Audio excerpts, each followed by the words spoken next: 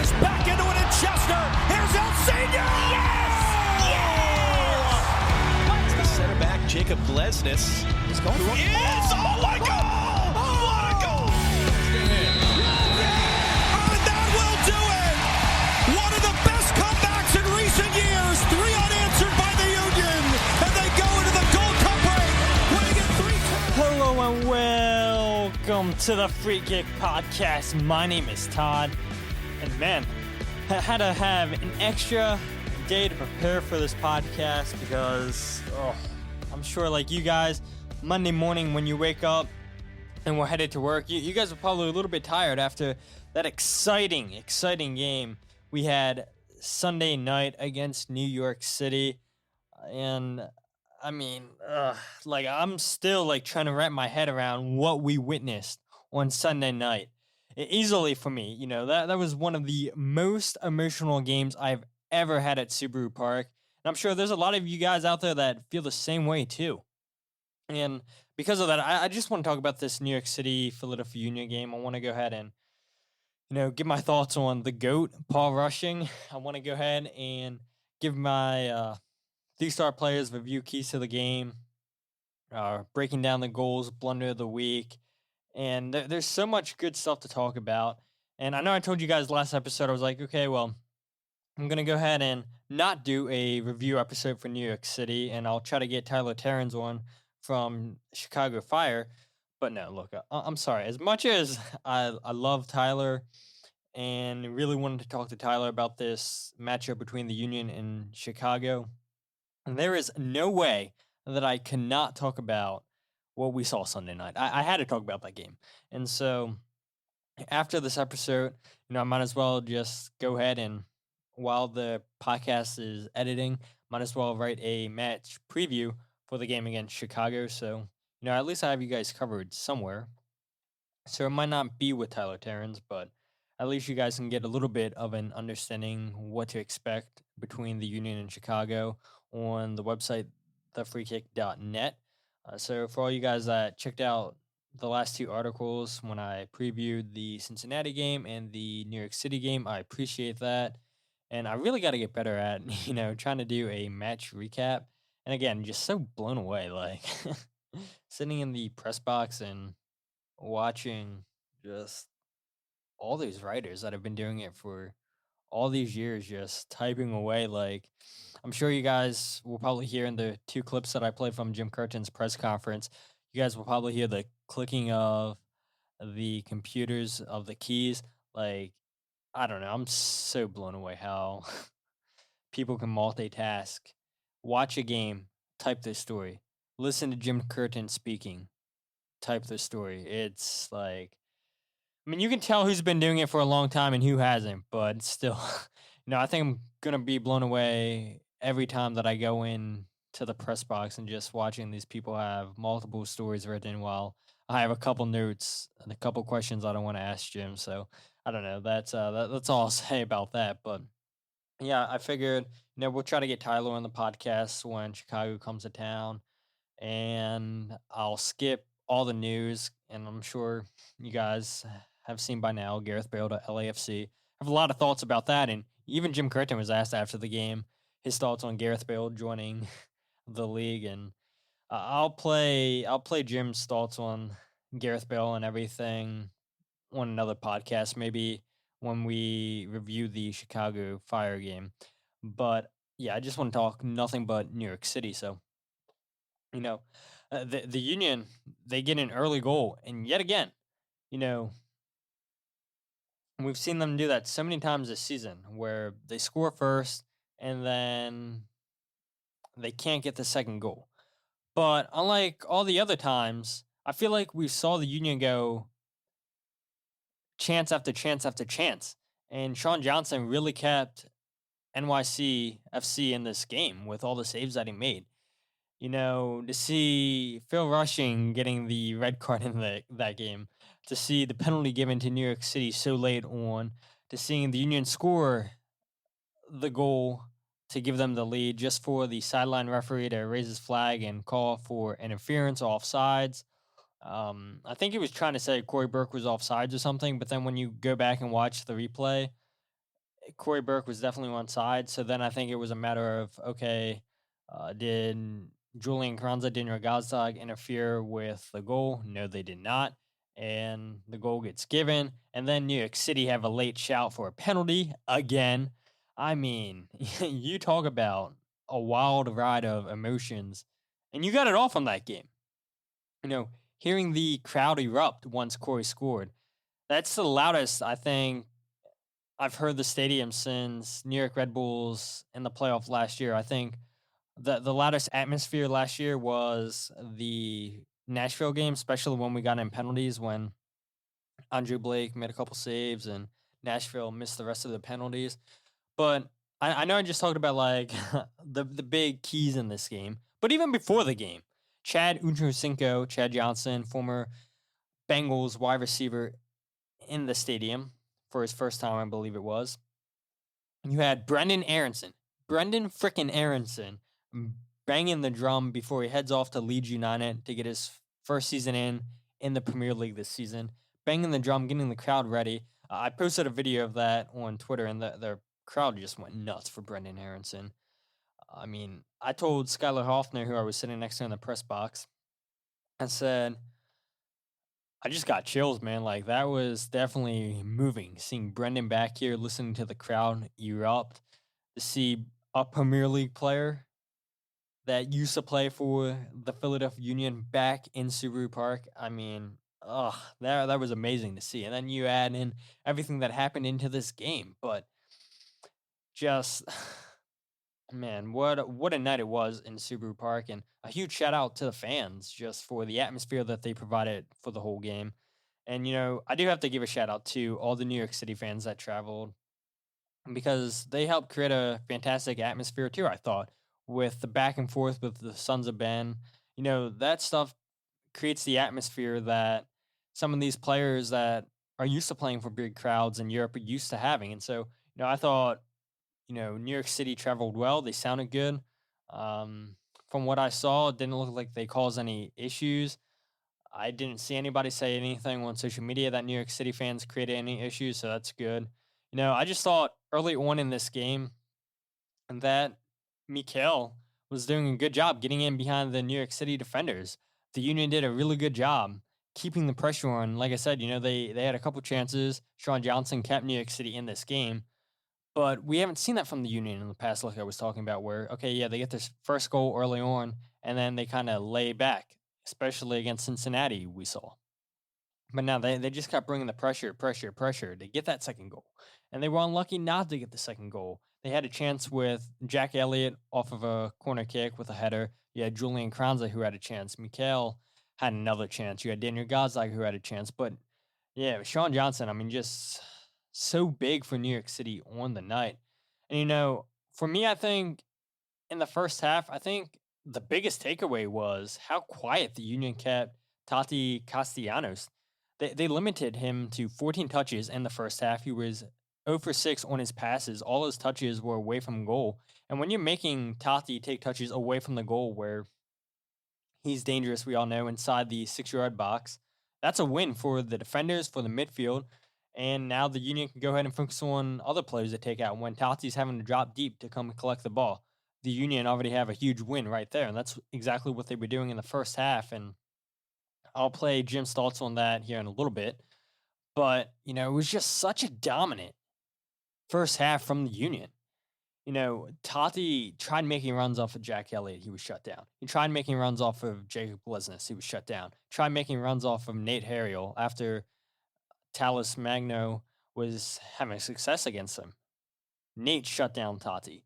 Just a huge credit for the defenders always being aware of where Tati was on the field. And, I find it interesting, too, that after the game, Jim Curtin said that the first 45 minutes the Union played, they were the best 45 minutes that they've played all season. And, I do agree with that 100%. I thought it was pretty obvious. But what's interesting about that is, the possession battle was pretty much 50-50. And Jim's been saying all season long that he's a coach that doesn't care about possessing the ball. It's about what you do with the ball, not about how long you've held onto the ball. They want to play this fast transition soccer. And their best soccer on the night, I thought it was when they had possession of the ball. And I think part of that reasoning was why they look so good with the ball was, they got that early goal. And so New York City, their mindset was, let's not give up a second goal here before the half. Let's keep this a 1-goal lead, because if we do that, then we have confidence that, we're still in this game. And they were very much so still in this game. We saw it went all the way up until the 89th minute where they got that penalty. But yeah, I just thought the Union were finding the right passes when they were possessing the ball. Mikel was making multiple runs in behind the defenders, getting in behind the defenders, but I thought the Union were a little bit too slow to pick out that pass. And I know too, sitting up that high, you see things that the players don't see because they're down there at field level. But you could tell that, Mikel had a better understanding of his runs this game against New York City as opposed to against Cincinnati, where, the Union wanted to play Mikel in behind, but Mikel would be offsides. But he was timing his runs pretty much perfect, I thought. Just the Union didn't see the runs happening, or they decided to, continue to hold on to the ball instead of, a couple passes, then play Mikel in. They would go from left to right, right to left, build out the attack instead of, let's, as soon as we get the ball, play Mikel in. And it's interesting, like I said, Jim Curtin's a coach that wants to play, as soon as you get the ball, play the ball forward, which they did do in this game too. But in the first half, I'm just talking about, where they actually took their time with the ball. And that's, surprising to me, because Jim doesn't want to have the ball. And they looked good when they had the ball. But I think, like I said, majority of that came down to the Union getting the early goal. New York City didn't want to go ahead and push men forward and get caught out on the counterattack. And now they go into halftime down 2-0, 3-0. They could have. Fortunate for them, they did not. But, I thought the second half, I thought it was a little bit flat at times. It felt like it was dragging. But, as the game went on, New York City kept bringing the pressure.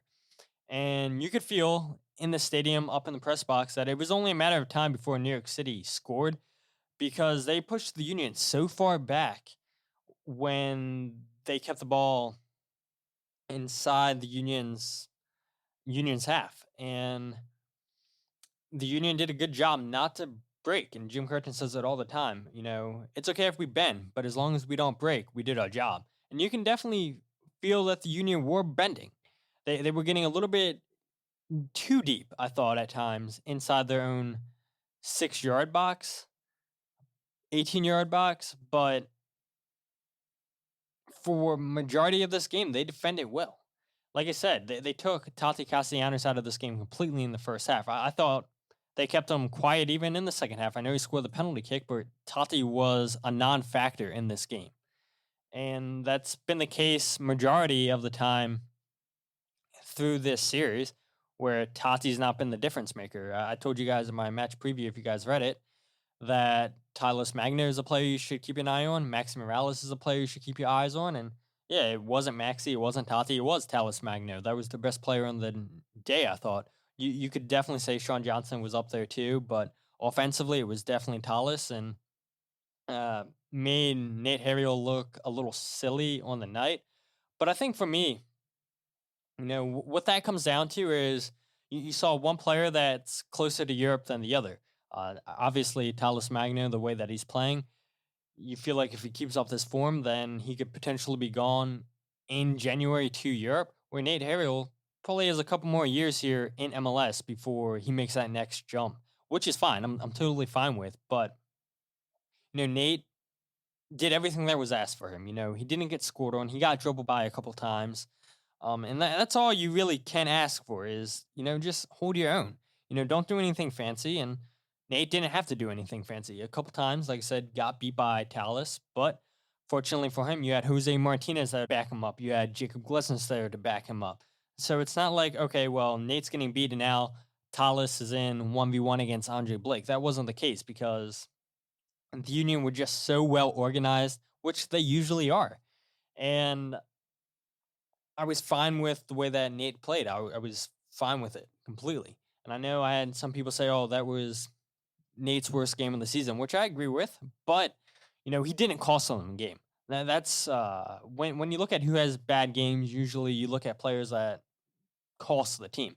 Nate didn't cost the Union the penalty kick in this game. And it definitely wasn't Kai Wagner's fault either that he gave away the penalty. I think his hand was in a natural position, even though the referee thinks it was in an unnatural position. But then I go to, where's he supposed to put his hand when he's sliding? And I guess I don't have to break down that goal that New York City scored now since I just talked about it, because look, there's nothing to it, right? They get a penalty kick, Totti scores. Jim Curtin even said after the game that it's a play that came out of nothing, and he's absolutely right. They put in a cross there. Kai goes and blocks it, hits his hand, penalty, and by the law of the game, that's a penalty kick. It hits his hand. Yeah, I'm fine with that because it's the law of the game. But, there are some laws in the rule book that I think they need to change. It's not like Kai Wagner was sliding in and trying to hit the ball down intentionally.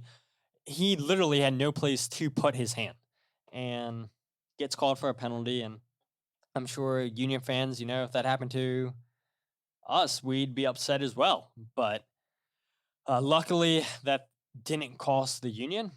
But one thing before I talk about some things that still need fixing, in my opinion, as soon as the Union gave away that penalty kick, they came right back. They went right down to the 18-yard box of New York City and attacked them.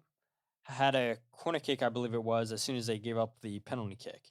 And that's a credit to the players for the mentality. Okay, we just gave up the goal. Whatever. But we've seen that the last couple seasons where the Union give up a goal, and as soon as they give up a goal, they're right back down attacking again. And it was good to see that. That's still their mentality that, okay, yeah, the players are probably as pissed, if not more pissed, than the fans are that we played an excellent game for 89 minutes, and now we just gave up a penalty kick. They scored. We don't feel like we deserve to lose this game. Let's go ahead and get the goal to get all 3 points. And nothing came, and luckily they got the goal in extra time. And again, we'll talk about that goal and everything here in a little bit. But yeah, just to see that mentality from the players, huge credit to them. But for as much good as there was in this game, I think there are some questions that need to be asked of this team still. And it's great. It is absolutely great that the Union continue to get the first goal, but they've got to find ways to finish off plays better. After they get the first goal, how can they get the second goal? How can they get the second goal sooner rather than later? And it's not like the Union weren't creating chances. They certainly were. They just couldn't finish off any of those chances. Jack Elliott had a great chance with a header. Julian Kranza probably should have scored off of that pass by Daniel Gazak. Mikael Ua had 2 chances, got stuffed point blank by Sean Johnson. By the way, that pass from Ali Bedoya, I don't know if you guys remember it, to Mikael when he could have had his second and Sean Johnson comes up big on the pass. That was from Ali's left foot. And then in the second half, the goal that we saw Ali score against Cincinnati, he almost had the same exact situation against New York City. And I don't know, Ali's left foot, I don't know if it's got better. I don't know if he's feeling more confident in it. Maybe he is feeling more confident, but I didn't know his left foot is as good as it's been, as good as we've seen the last 2 games. Maybe it's always been there, but that's something that I've noticed the last 2 games is this guy's left foot is almost as good as his right foot. But going back to other things that concern me, I had to get that in right away. Totally forgot to write that down. I was just thinking about that pass, that chance that Mikael had, and it came from Bedoya's left foot. But, 8 goals the Union have now conceded in the second half, and it is a concern for me still. And the whole tone that I'd be having with you guys right now, you guys would be feeling a totally different way if the Union would have ended this game 1-1. The Union are great defensively. They're good offensively in the first half. But as the game goes on, 1 or 2 chances is all it takes for the opposition to get back. And the farther the Union are having to defend back, we talked about bending. Like, it's only so much that defense, that midfield can bend before they break. And that's what happened here in this game against New York City. And then you go ahead and look, 8 blown leads now on the season. Now, credit to the Union. They came back and won, even though they had a blown lead. And that's something that concerns me a little bit against Chicago tomorrow night, is we saw them blow the lead last year in Chicago. They came back and won that game. This definitely feels like a trap game for me. And Jim Curtin talked about it in his press conference today. He said, yeah, it is a trap game. We want to have the mentality to treat it like any other game. We know that every game in MLS is different. It doesn't matter what your record is. And so I just hope that the players cannot play down to their opponent, because we've seen that multiple times over the years, that they play down to their opponent, a team that they should batter. And now they're only coming away with a point. So I'm hoping that doesn't happen against Chicago, but I'm not feeling great about that, honestly. I'm really not. So like I said, 8 blown leads on the season. Credit to the Union for coming back and winning that game. And now New York City, they just continue to be a second half team in Subaru Park. 8 of their 14 goals have come in that half. And as the season goes on, if we get come playoff time and we have to have New York City coming into Subaru Park again for a playoff game, that's a little bit of a concern. So hopefully the Union, whenever they play New York City again at Subaru Park, hopefully they can correct that issue. But it's definitely an issue. It's definitely a trend. And I know a lot of those goals came early in this series between the Union and New York City. But 14 goals that they've scored at Subaru Park, and they continue to score those goals in the second half. Yeah, it's definitely an issue. And I talked about, Nate having a little bit of a tough time against Talis Magno, but nothing really to get concerned about, in my opinion. And I looked, so I went to look before I recorded this podcast to see, okay, what were my season predictions before the season started? And I saw that I had the Union at 27 points at this point in the season, where they are currently at 29. So, as things stand, they are exceeding my expectations that I had on them, especially on the road. But, I also had them at 28 points at the halfway point, and the halfway points after tomorrow against Chicago. And so the Union are at 29 points, and they're doing better than I thought they would. And I'm curious how you guys feel too. Are they exceeding your expectations? Do you think that they could be better? I mean, we all know that 8 blown leads, they could have a lot more wins than they had, but at least they weren't losses. They've only lost 1 game on the season, which is like crazy to fathom, that they haven't lost a game since Toronto, which was a couple months ago. And now we're approaching July. Yeah, it's a crazy run that the Union have been on. We just wish some of those draws had been wins. But regardless, exceeding my expectations, the Union are having a terrific first half of the season. And, we talked about before in the past, whenever you lose Kai Wagner, you're probably going to lose him in the summertime.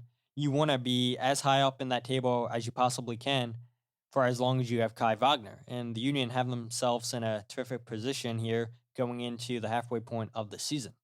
And real quick, I do have to say sorry to Cincinnati fans if they're listening to the podcast. I have to say sorry to Pat Noonan, to Chris Albright, all the former Union players, for predicting you guys in 13th place. I have no clue what I was thinking. Like, you guys have heard me in the past talk about how good of a coach Pat Noonan is. And when I went back and looked at my predictions, I somehow thought Cincinnati would be in 13th. Yeah, I don't know. I really don't know what I was thinking there. And it's crazy when you look at it, too. There's a chance that Cincinnati could be in the playoffs come the end of the season. They're right there in 7th place in the Eastern Conference. They're having a terrific season. And a lot of that's because of Pat Noonan, about the job that he's doing with the job that Chris Albright's doing. I don't know. It blows my mind that I said Cincinnati would be 13th, and I guess apparently had no faith in Pat Noonan. But last thing I want to talk about this game before we review my keys, star players, and all that stuff is paw rushing. This was such a controversial topic on social media with all the MLS pundits, all the writers, and everything, where they all say, "Oh, this is just unacceptable from Paul Rushing. He should have seen a red card, blah, blah, blah, blah, blah. Like, you just can't be having this." And I see none of those guys that work for MLS, talking about Acevedo, where he should have seen red for his hit on Daniel Gazlag's throat. You have VAR. Why aren't you looking at every single situation that unfolds during that crazy situation? Acevedo should have seen a red card. I know a whole bunch of players got yellow cards and whatnot, and Paul Rushing's the only person who got a red card. But really, you're going to let a player getting away from hitting another player in the throat? Makes sense. All right. But as much as I have an issue with Acevedo hitting Gazlang in the throat, my bigger issue is him interfering with Paul Rushing, checking on Daniel Gazlag, making sure he doesn't have a concussion. Because what would MLS have done if Julian Carranza would have had a concussion? MLS talks about how much they care about player safety, how much they care about concussions, how serious they take it. And what would have happened if Acevedo would have picked up Julian Carranza after he just had head trauma? What would MLS have done if Julian Carranza would have just collapsed because he got rushed off the field instead of checking his head and everything, making sure everything's fine? What would MLS have done? Because that is totally unacceptable for Acevedo interfering with Paul Rushing, who is doing his job. I know he pushes Acevedo away the first time. Acevedo comes right back in because he thinks that Julian Carranza is faking it. MLS cares so deeply, apparently, about concussions. That's why as soon as a player gets hit in the head, they stop the game immediately, which they did as soon as he got an elbow in the back of the head. But Acevedo is coming over here, interfering with Paul Rushing and the Union training staff and doing their job, where he's like, "Oh, he's faking. I mean, that is unacceptable. Where a league, I know I'm repeating myself, that says they swear up and down that they care about concussions. Look at Taylor Twellman. And why I'm so upset is because I've suffered from concussions playing soccer. I know how much it sucks not being able to play soccer for all these years because I've suffered from concussions playing soccer. And I'm not even a professional soccer player.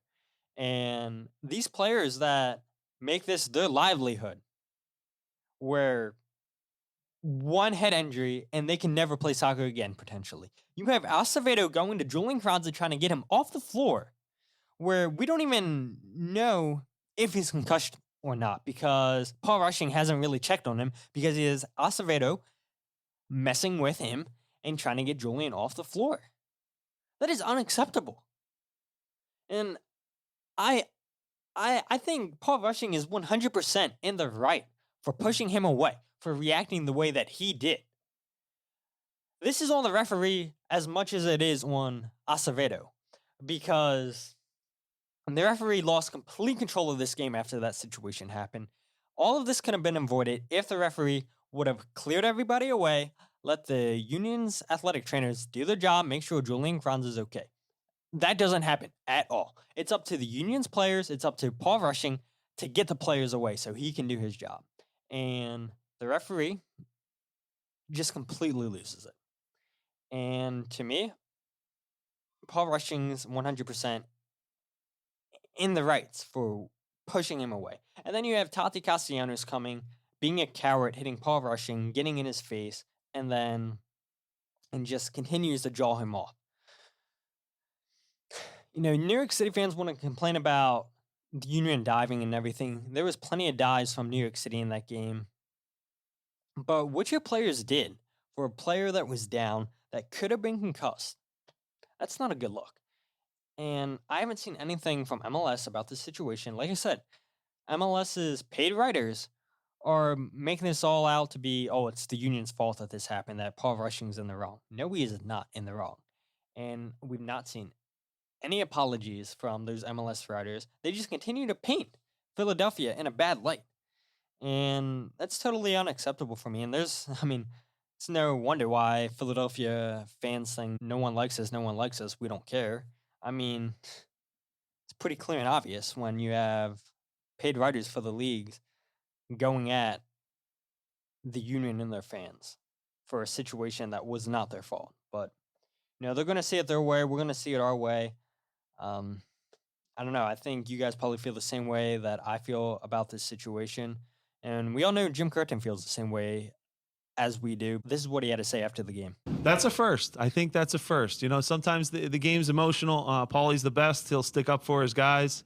I do half joke that, I'd put our training staff up against anybody. It looks like a bunch of MMA fighters that we have on the sidelines that could do some damage. But we all want to stick together. We're a team.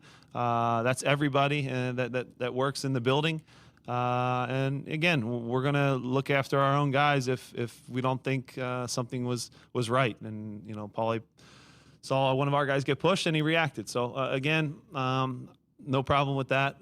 If anything, it gave the crowd a little bit of a spark and was a good thing for us. So overall, kind of the craziness in that part of the game. I call those soccer fights because no punches ever really get thrown and everybody acts like the toughest guy in the world. But I would say if they saw certain guys in the bar, they'd all act a lot differently. That's the way I would put it. So that's just the reality of sports. It's actually why a lot of my friends hate soccer, because everyone acts tough, and then when it really comes down to it, they do the old, it's on the field, it stays on the field. But again, soccer has a problem with that, with the faking, with the embellishment, with the acting like you're going to throw a punch. I've never seen a punch thrown in a soccer game that's actually connected. So, it's a lot of nonsense for nothing, and it's an easy place for people to act brave. Yeah, I mean, this is typical between these two teams that you're going to have something break out, because we saw it in New York where Santiago Rodriguez dives. They give a red card to Jack Elliott, but then they go to VAR, and it shows that, Jack Elliott did nothing. It's not a penalty kick that Santi Rodriguez dove. And then we saw, I think it was like in the second half, where Sergio Santos is grabbing onto Tati's throat, which, Sergio, I can't remember. Did he get suspended? He might have got suspended for that situation. If he didn't, I think he probably should have been suspended for that. But regardless, we saw a confrontation break out in that game too. And 23 yellow cards the last 5 games, not including this past game. These two teams don't like each other at all. But that's my thoughts on pro rushing. You guys, I'm sure, feel the same exact way, but let's go ahead and real quickly and review my keys to the game. So number 1, I said, don't let your foot off the gas pedal once you score. That's a pass. Even though the Union couldn't get that second goal. They had 6 shots after they scored with Mikel. Like I talked about multiple times, Sean Johnson made multiple good saves on Jack Elliott's header. Also had saves on Julian Kranza, Gazdag, on Mikel. Kept New York City in this game. And that's also now 12 out of 16 games the Union have scored first and now. But we want to see them as soon as they score the first goal. We want to see them get that second goal and not try to get that second goal in the second half, because once teams are going into the half only down by 1 goal, they feel like they're still in the game, which New York City were definitely still in the game. Number 2, I said, contain New York City in the second half. Fail. 8 balloon leads now on the season for the Union, even though they won this game. And point number 3, I said, use your speed to get in behind New York City's defense. That's a pass. Mikel scored his goal by beating Chanot to the ball, was causing all kinds of issues for New York City defensively early on in this game. Unlucky not to get a second goal. Definitely should have got a second goal, but I'm glad that the Union were able to capitalize his speed, get in behind New York City's defense, and just couldn't get that second goal. If they could have, man, would have been a totally different game in my opinion. But regardless, 2 out of 3 passes on my keys to the game, and I think that's why the Union wound up winning this game. Let's go ahead and talk about my 3-star players of this game. Again, quickly. Number 3, Mikel Ua, 1 goal in the game. Played well. I know fans were a little bit disappointed that he didn't play all 90 minutes, but you got to keep in mind this guy hasn't been fit for that long. The Union don't want anything to happen to him that's already happened, so they're taking things slowly. They also have a game Wednesday. They have a game Sunday against Columbus Crew, so you don't want to wear this guy out too fast. Not that he's wore out, but you don't want any more injuries to potentially pop up for Mikael Ua. Number 2 on the night, Jack Elliott in his pass to Ali Bedoya, who then had the pass to Mikael Ua. And I'm kicking myself for not mentioning this to Jim Curtin, because whenever you talk about the good things that the center backs do for the Philadelphia Union, with him being a former center back, he'll talk for hours, I feel like, how good his center backs are passing out the back, defending. And that was a terrific ball from Jack Elliott to find Ali Bedoya, who then found the run of Mikael Ua. Wonderful pass there from Jack Elliott. 3 for 4 ground duels won. You also look, Jack on the night, he was 3 interceptions on the night, and he had 6 ball recoveries. He was just terrific defensively, just positioned himself so well. Like I talked about earlier, with him and Jacob defending Tati Castellanos, not giving him any room in this game. Jack Elliott was terrific. You could say Jacob Glesnes could have a shot at the second star of the night. Either one of those guys I'll take, but that pass we saw connect with Elliott to Bedoya. That's why Jack Elliott gets a little bit of the nod over me. And then number 1, Jose Martinez, 2 for 2 successful dribbles on the night. You go ahead and look, 1 out of 2 tackles won. He was also 12 ball recoveries, 3 interceptions, 1 for 1 aerial duels won, 7 out of 10 ground duels won, and then he had that game-winning assist to Cory Burke on the night. We talked about Jacob Glesnes, we talked about Jack Elliott shutting down Tati, and that was my question to Jim Curtin after the game, just his thoughts on how these guys played. And then Jim Curtin took it a step further and wanted to talk about how well Jose Martinez played on the night. But regardless, this is what Jim Curtin had to say in full to my question. You know, you're seeing the offers that are hearing about things that are coming in for him, and he's a player that you'd love to have on your team. He's really difficult to play against. He scores his goals. He works hard for the team defensively. But overall, I thought Jack and Jacob did a great job limiting how many times he touched the ball, where he touched the ball. Like you said, if he touches it going towards his own goal, that's a victory for us. You know, we forced him into playing, squaring backwards, and anytime he got in the box, there was always a body on him bumping him. So credit to our center backs, Jose kind of covering and shielding in front. I was proud of the effort of the guys. I know it's off topic to your question, but if Jose plays like that every night, that's the best game he's played, I think, for us. If he plays like that, again, I say it all the time, at his max, he is as good as there is as a number 6, not just on our team, but I'm saying, anywhere. He's that talented. So special night from him. 1-2 touch, winning every duel, coming out with the ball all the time. Incredible performance, and I told him that just as I walked in here. Look, and we probably should have expected Jose was going to have a big game on the night after he had that acrobatic clearance pretty much to start the game, which then, Mikael Ua, I think, won that ball after Jose cleared it. So that shows you how bad New York City played defensively when Jose's just trying to clear this ball and Mikael beats Chanel and Collins to the ball. And when Jose was just trying to clear it. I mean, terrific game from Jose Martinez. Not even to get a yellow card in this game, where all these other players get yellow cards. Jose Martinez somehow finds himself not getting a yellow card in this game. I mean, what a game Jose Martinez had. And you just hope that he can carry on that performance the rest of the season. But those are my 3 star players, and let's go ahead and break down the goals, even though I don't really think they need much breaking down since I talked about them. And so the first goal you have Jack Elliott finding the run of Ali Bedoya. Ali Bedoya is making a run off of their left back.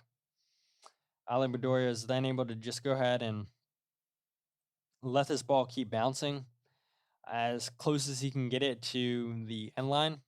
As soon as he sees Mikael making that run off of Chanel, he knows that Mikael's going to get to this ball. He knows that he has him beat with speed. Plays a beautiful ball to Mikael near post. Mikael maybe didn't have the greatest of finishes. A goal's a goal. I did think, and I still do think, that this was an own goal, but they're giving the goal to Mikael, and no, I'll take it. But yeah, I mean, I think what made this play 100% was the switch of plays from Jack Elliott to see the run of Ali Bedoya. Ali times his pass perfectly. Mikhail makes a perfect run towards the near post, and just a silly goal. Really, what a silly goal! Not hit with power or anything. Such a slow goal, and the Union take a 1-0 lead. The penalty, like I talked about earlier, don't really need to talk about it at all. Um, Nothing Kai Wagner could do when he was sliding in to make a tackle. Couldn't put his hand anywhere in New York City, get the goal. And then the game winning goal from the Union.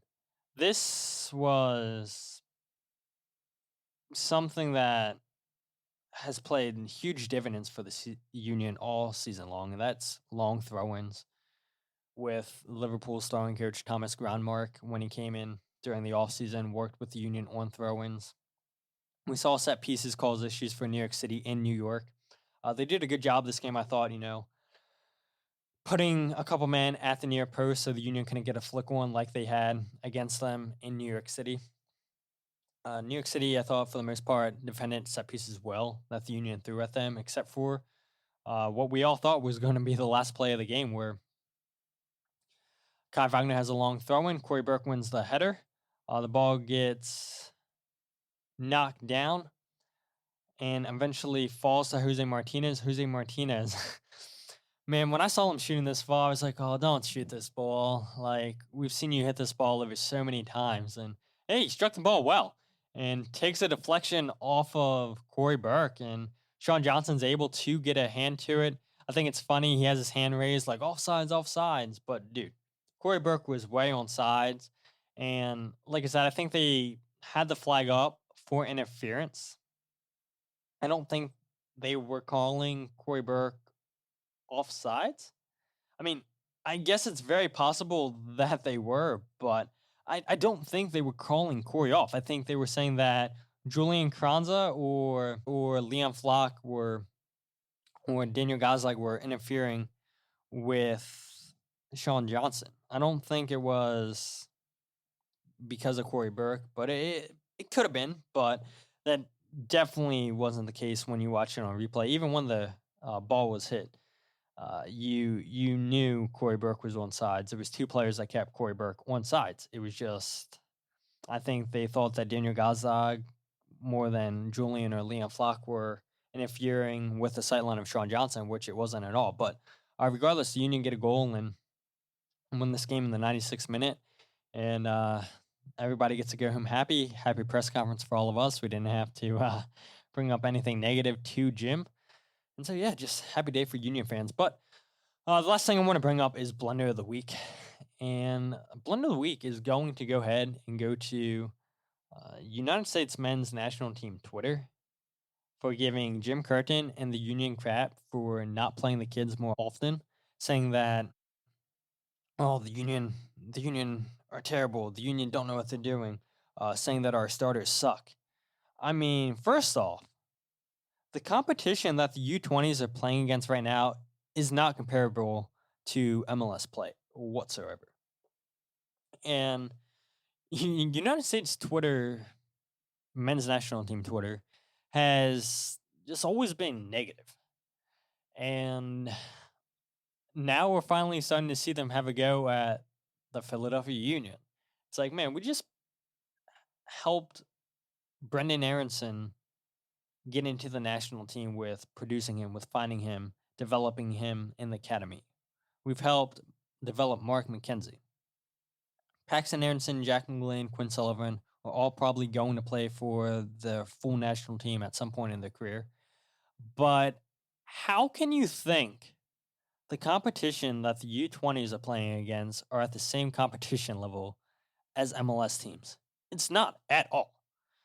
And mind you, 2 out of 4 of those players that are Union players, they don't fit into the system. Quinn Sullivan's a winger. Jack McGlynn can't handle the physical nature of the system. And it's not a knock on him. Great passer of the ball. Might be the best passer the Union have ever had. But he can't really handle the up and down, the fast style that the Union want to play. I don't think he's a great 1v1 defender. He needs somebody that's going to do more of the defensive work than he's going to do. You guys have heard me talk about this in the past. But, United States men's national team Twitter, they think that they know more than Union fans, because I thought it was funny.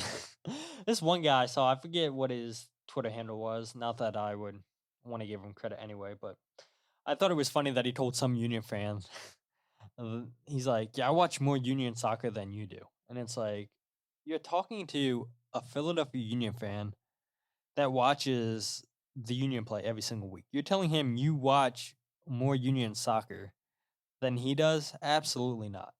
Absolutely not. And so, yeah, it didn't sit right for me seeing these people having a go at Union fans.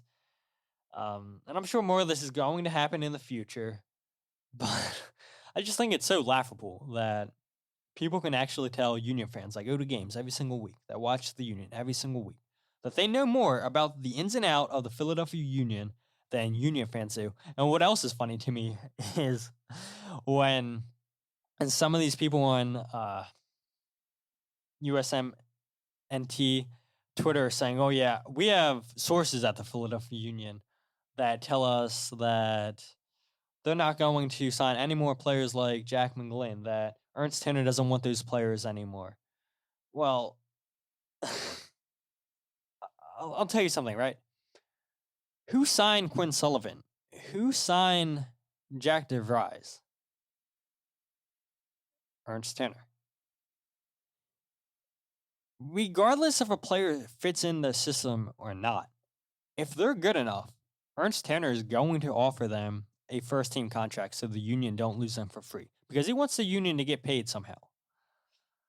And I just think it's funny that people that are hiding behind fake accounts with multiple numbers in their names, with fake profile pictures and everything, are having a go saying that they have sources, that they know more about the Union than Union fans. It was just a whole joke. I couldn't believe what I was reading, but hey, look, the good thing is I think the under-20s are done playing here soon, and yeah, hopefully we don't have to deal with USMT Twitter for a little bit. Let us enjoy the season without them trying to tell them they know more than us. And I can't believe some people felt the need to actually say that. Blows my mind. But if you guys aren't following the podcast on Twitter, Instagram, or Facebook, so I got a couple new followers on Twitter. Appreciate it. Follow at Free Kick Pod, wherever you get your podcasts, The Free Kick. And if you guys haven't, leave a 5-star review on Spotify, just so more people can go ahead and find the podcast if you guys haven't done that already. Go ahead and leave a review on Apple Podcasts again. The more people that find out about the podcast, the better it is for me. The better it is, I think, for Union fans to find out about a decent podcast.